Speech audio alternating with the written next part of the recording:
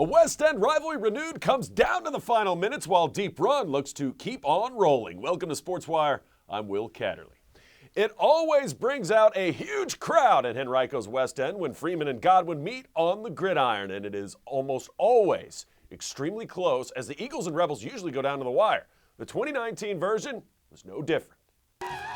Godwin faithful ready for this one as the 2019 establishment of this rivalry takes place at Mills. Godwin Jersey night, as you can see.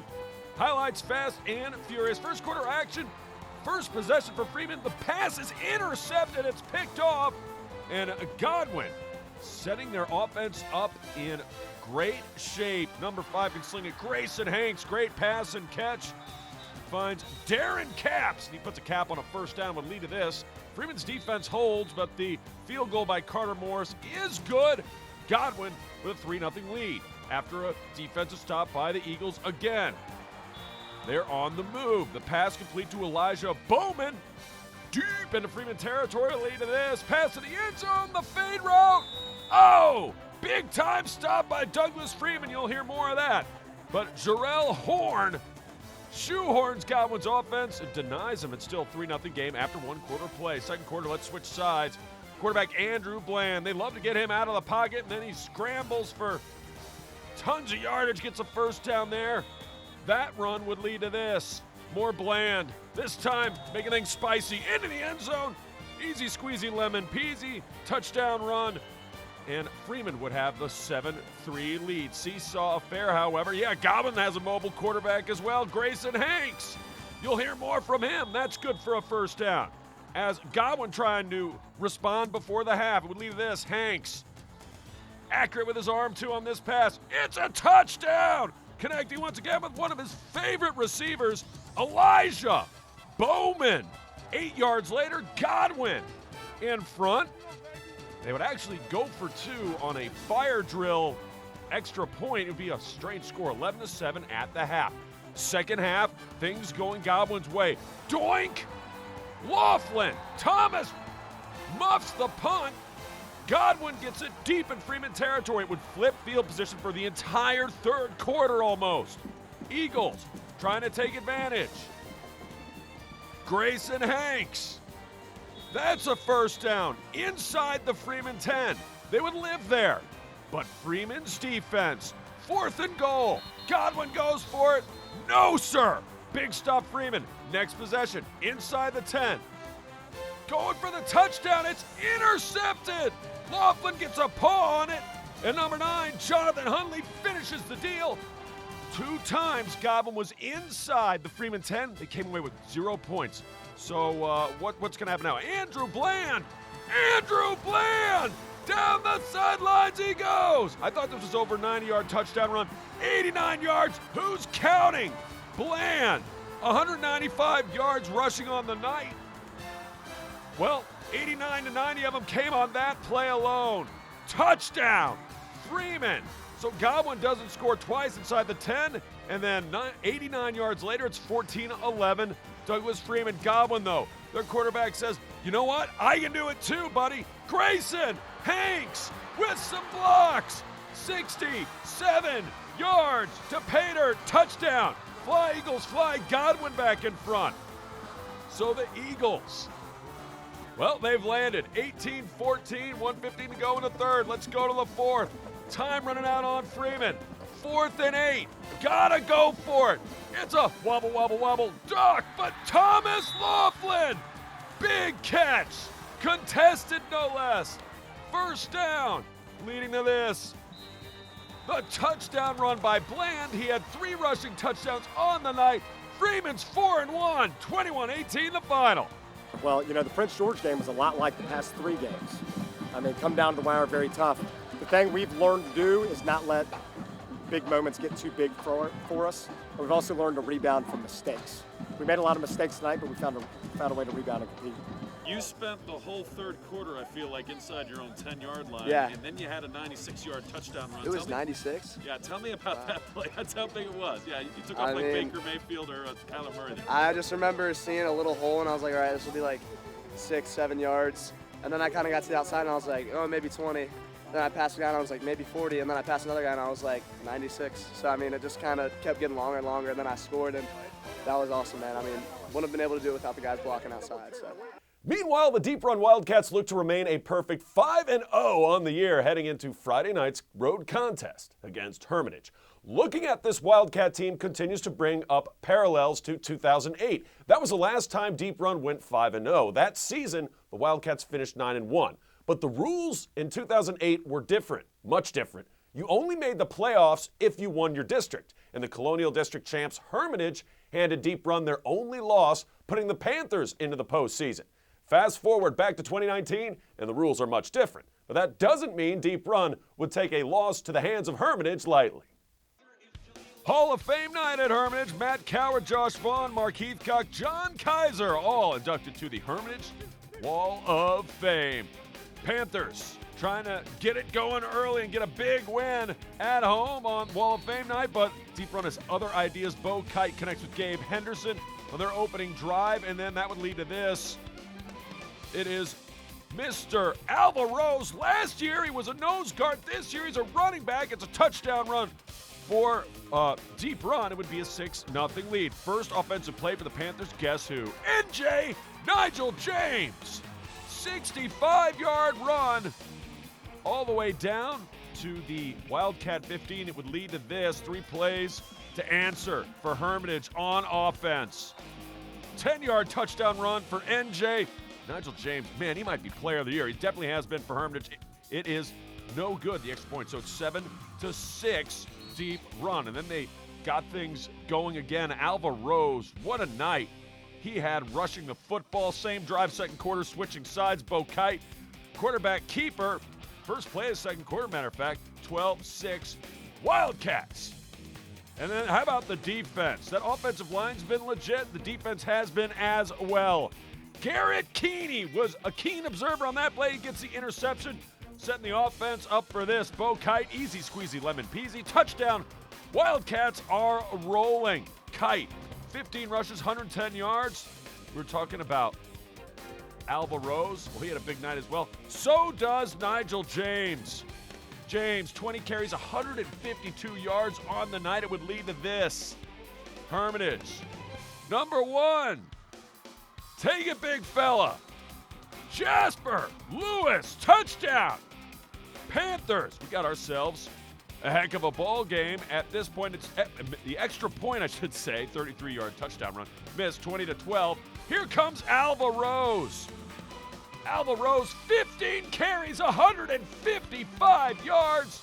And that includes that long touchdown run. My goodness gracious. Alva Rose was blooming in this one. 59-yard touchdown run for Rose. Hermitage, the extra point, they would block it later. Deep Run on offense once again. It's going to lead to this. The touchdown run. Number 4 getting in on the action.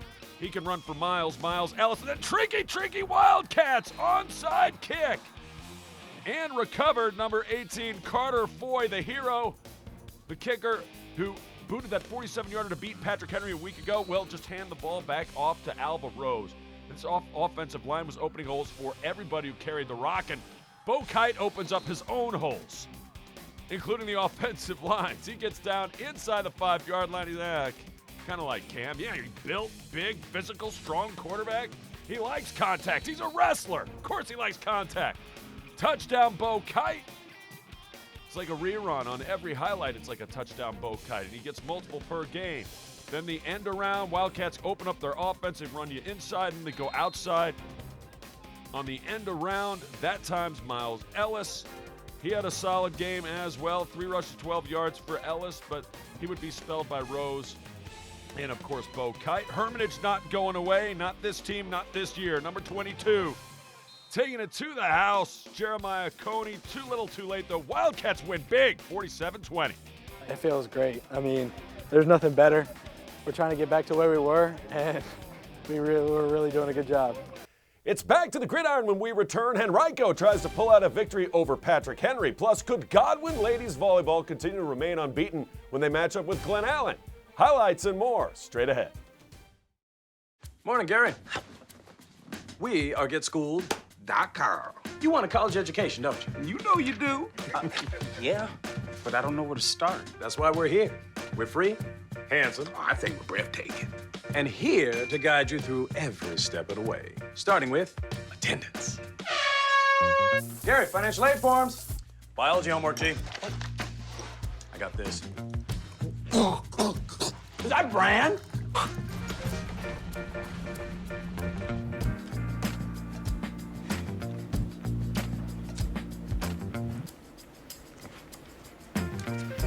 Colleges love extracurricular activities. Chess really isn't my thing. I got this. Doesn't matter. Go ahead. Picking a college, man. You and us. Go together like tacos and Tuesday. And I love tacos. Fire and ice. Those don't really go together. Go to getschool.com for more info.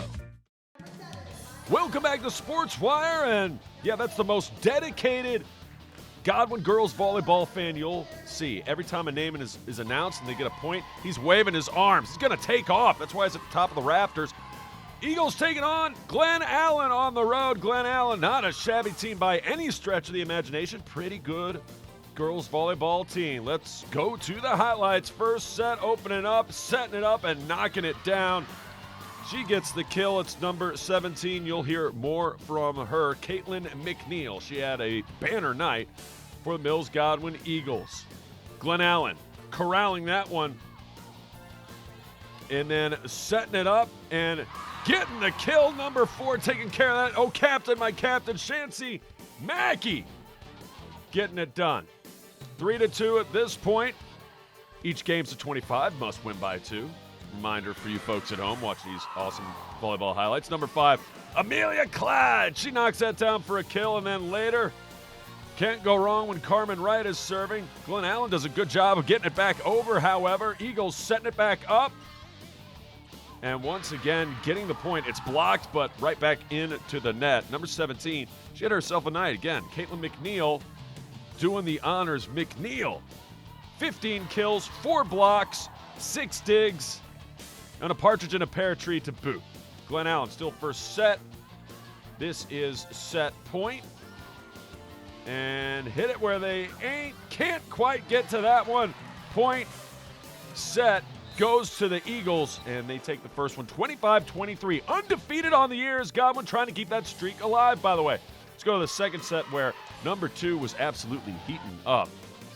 Veronica Chobatova with the ace, and then she's still serving. She gets the point there because, yes, once again, Caitlin McNeil doing the honors, and coming up, ace is Chobatova. Eagles would score the first 8 points of the second set. Bench absolutely loves it. Later, Godwin on the serve again. Isabel Parsons doing the honors. That's good for the ace. Parsons scores, and then back to Chobatova up 24-16. Make it 25. They take the second set. Eagles cruising in this one, 25-16, the final. To the third. That comes up aces as well. Godwin in firm command. Glen Allen had their moments. Chobatova, 7 kills, 11 digs on the night. Godwin gets it over. Glen Allen's number 4. If you can't get it the first time, try again, right? Shancy Mackey doing the honors in. Mackey had 8 kills to go with 2 aces, 2 digs. More from Mackey and Glen Allen. They would come back, take the lead here in the third set. But that will just about do it, and it does. Game, set, match. Godwin wins 3-0. Time to go up tempo. Highland Springs football just keeps winning and winning and winning. So much winning. The latest was a 39-7 victory over Page High School in Greensboro, North Carolina. Laquan Venny caught 5 passes for 136 yards and 2 touchdowns and returned a punt for a score as well. That's 34 straight wins for the Springers. Verina had a happy homecoming against Hanover. The Blue Devils blitzed the Hawks for a 78-0 win. Quarterback Bobby Dunn only had to throw 6 passes. He completed 5 of them, and 4 were touchdowns. How's that for crazy stats? Deep Run field hockey improved to 7-1 after a 4-0 win over Glen Allen. The Wildcats scored all 4 goals in the second half, 2 by Ella Burns. Henrico ladies volleyball had a thrilling win over rival Highland Springs. Warriors won in 5 sets as Zayn Rowe tallied 9 kills and 14 digs, while Jaden Spain made it rain with 13 kills and 9 digs. And a former Verina Blue Devil made his presence felt last Sunday afternoon for the Baltimore Ravens. The cornerback picked off a Baker Mayfield pass for his first interception. That'd be Maurice Kennedy of the Baltimore Ravens. Kennedy also had 4 tackles and 2 passes defended so far this season. Back to the gridiron now. Sledgehammer. Henrico at home taking on Patrick Henry, looking back to get on the winning side of the ledger. First drive, Patrick Henry all the way to Henrico 1, 4th and 1. They go for it. Henrico D stands tall. The green and gold. Looks more like green and white in this one. They get a big stop, though. Defensive game throughout. Matter of fact, that's your first quarter highlights for you. Let's go to the second. Patrick Henry with the football.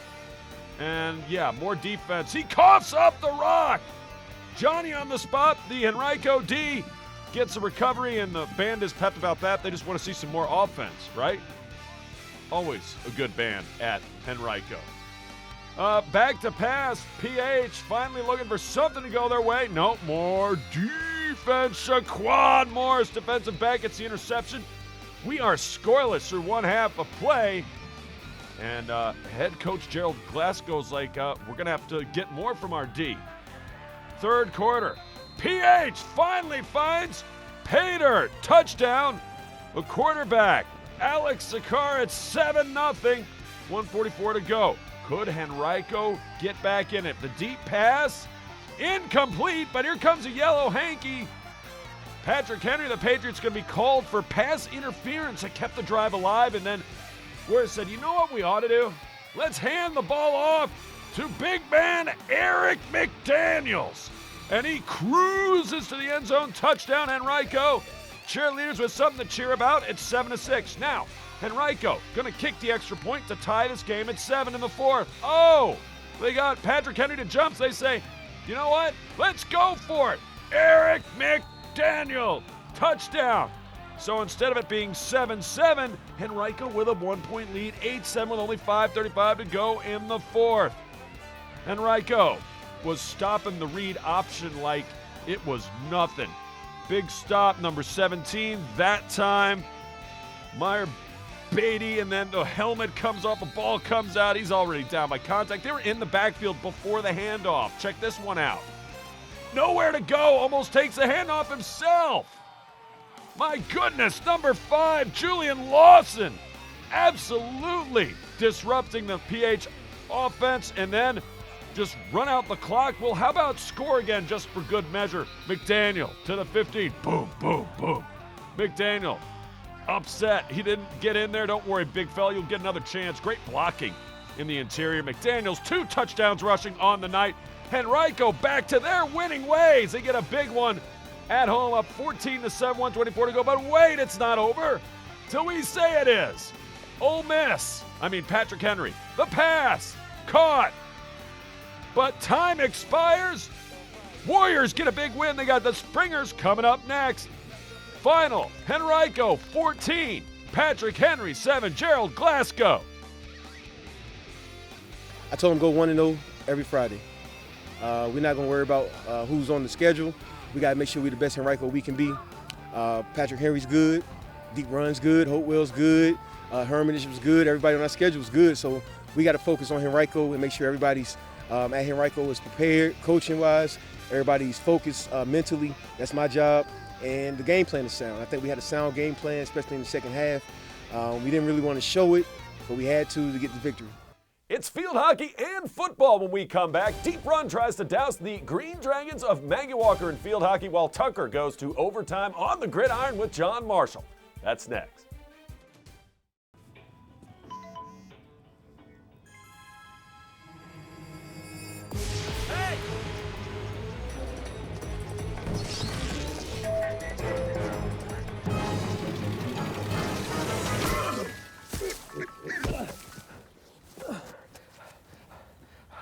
So, same time next week? Well, of course. Put away a few bucks, feel like $1 million. For free tips to help you save, go to Feed the Pig. 1, 2, 3, 1, 2, 3, 1. Welcome back to Sports Wire. Deep Run Wildcats taking on the Maggie Walker firing Green Dragons. Once upon a time, kick save and a beauty. Maggie Walker was the gold standard of teams to beat. They're still very good. It's just Henrico County teams have gotten better, especially the Deep Run Wildcats. Every corner is a goal. Wildcats make the most of this one. She shoots, she scores. Great passing. And Addie Brooksbank puts the biscuit in the basket. 1-0 Wildcats. Maggie Walker trying to answer. Shot goes inside, kicked away. Rebound, keeping it inside. That one just goes wide. Wildcats able to clear. Now it's Deep Run on the offensive once again. Inside the box. Sticking with it, she shoots. Initially saved, Wildcats stick with it. And that one, just goes wide. More Deep Run though. They would have their opportunities. Holland Brown inside the box. That shot goes away, but she shoots, she scores. Her teammate is there on the other side. Number 2 taking care of business. It's Janie Sanborn. And Wildcats would have a 2-0 advantage. Still in the first half, Becca Freeman doing her thing in net. She loves the camera too. Gets a big save there. Then on a corner, Maggie Walker, she scores! Cuts it to 2-1, but hold everything, folks. We're going to have a conference here. First of all, here's the problem. Maggie Walker never got the ball outside of the circle and bring it back in. You got to bring the ball inside the circle for it to be a legal shot. Therefore, no goal. Wildcats, second half, trying to add on. And the pressure was on. Another chance, this time on the corner. Oh! The tip shot would have been a beauty if it went in. Just goes off the side of the netting, no. One of the last chances for Maggie Walker, trying to make this a one-goal game. They played pretty well. What a diving stop! Becca Freeman says no later. She's going to say no again. Kicking it out of the way, and actually the backup goalkeeper got in on that one as well. Ella Fallen. She made some big saves. Key stops late. Becca Freeman comes out. She's happy. She played really, really well on this night. Wildcats get the win. 2-0 is your fun. Time for another segment of Talkin' with Will, and fresh off a 21-18 rivalry win against Mills Godwin. 5 questions. We do this in under 3 minutes or less. Thomas Laughlin. Everybody talks about your quarterback, Andrew Bland. He made huge plays in that win over Godwin, but it wouldn't have happened without that 4th and 8 completion on that final game-winning drive. Tell me about that pass. It was honestly, it was pretty crazy how it happened. It's just I saw the, no one was back there deep, and I just saw him. I was wide open in space, the quarterback flew up high. And so I just saw him, he was looking, I gave him the hands up, and luckily we made eye contact and all that. And so he chucked it, and just like, honestly, it felt like the ball was in the air for like 10 seconds. It felt like forever. You've been a quarterback before. Your older brother was a quarterback last season. So tell me about the offseason. You made a decision that made it easier for now Coach George Bland and his son Andrew Bland to take the reins. Yep. Honestly, I just thought coming back from last year's splitting time, coming into my senior year, I was kind of done with that. Kind of just wanted to have my own position and all there. And so I just talked to Coach Bland. Luckily, he was very listening to it, and he already had that idea in his head of putting a wide receiver just with my height and my build. And so luckily, after wide receiver, he said, try some tight end, some free safety. It was just, honestly, it was the perfect transition. You've won 4 straight. What's been the biggest reason why? I think coming out, that was definitely a tough loss with the new coach and everything like that. But after that, we've just focused on this is the biggest game each week. Monday, Tuesday, really getting after it, hitting drills and everything like that. And then, Wednesday and Thursday, it's all about mentally focusing and getting those reps in of the plays and positioning and everything like that. So he's just done a really good job of getting us really focused on beating this team each week. How has your relationship worked out with quarterback since you've played quarterback and now you're wide receiver? I'm definitely a huge fan of the modern offense, a lot of passing, a lot of read option and all that stuff. But going from quarterback to wide receiver, it honestly made a huge perspective just because I knew what the quarterback was reading the whole time. So I knew where the open gaps were, who he was reading and all that. So I found the little nooks and crannies that were wide open. Your older brother Trey played here as quarterback. So who's the better player, you or your brother? Well, I got to give it to Trey. Trey has the speed on me. He does have the speed, but you know, when it comes to quarterback, I think I have a better throwing arm than him. He's always been kind of just the read option, you know, guy Coach Henderson always loved was running the ball. And so Trey was always able to get the outside and all that. But I think I have Trey on, you know, the height, the catching and all that. But it's honestly, I think it's a really close call on who's better. Oh, that was a diplomatic answer. Look out, Trey. Little bro's coming for you. So, Thomas, hey, I appreciate it. Thanks. It's been another edition of Talking with Will. Well, you know, Thomas, Laughlin, and Douglas Freeman, their next opponent, J.R. Tucker, taking on John Marshall. Early in the ballgame, first possession, it's a fumble. Game played at Huguenot High School. Neutral field, J.R. Tucker with the recovery. It would lead to this. This receiver's something special. Quarterback, great zip, but watch him post up the defender. Touchdown, Raheem Mitchell on the receiving end. The quarterback threw a very, very pretty ball as well as number 10 had it going. Kendrick Thomas, 6-0, Tucker. And again, there you see it. Big body receiver, and he's young. Future is bright for that young man. Quarterback, wide receiver combo continues. Kendrick Thomas, but he dropped the rock. The Justices recover all the way to the end zone. Touchdown, John Marshall. But wait, penalty flag on the play takes away the score. Still the Justices down 6. Not for much longer. Number 2, Manquel Ross runs it to the end zone for the score. Justices down 6, now tied 6-6. This would be, like I said, a defensive struggle throughout. Tucker was getting most of their yards in the passing game. Problem was turnovers and penalties. This one chucked up in the air, intercepted by John Marshall. Picked off and almost took it to the house. Great saving tackle by who else? Raheem Mitchell. Wide receiver makes a nice stop. And then the interception to stop the drive. J.R. Tucker's Nasir Shelton comes up aces with that one. He gets a pick. So, go forth, Tucker with a chance to win it. Tied at 6. A field goal would do it. That pass, good for a couple yards. Here's a chance. Mishandled snap. What an easy field goal, but makeable. Justices get away with it. The mishap there means we're going to overtime. John Marshall defers. We're going to double overtime. Forget the first overtime. Nobody scored. Second overtime, John Marshall does. The pass to number 3, Osmond Harris. Touchdown, Justice up 12-6. First play from scrimmage. Tucker with a chance. They fumble the football. John Marshall recovers. A hard luck loss for the Tucker Tigers as the Justices lay down the law and celebrate. 12-6 to get the win in double OT. John Marshall the victory. Other scores, we talk about Highland Springs, 34 straight wins. You kidding me? 39-7 over Page of Greensboro, North Carolina.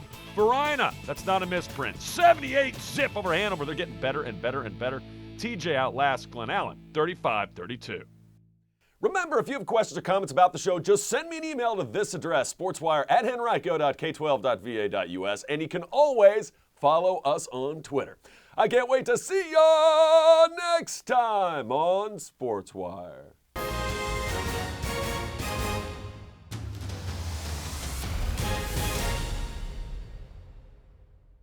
If you want to see more videos like these, subscribe to our YouTube channel.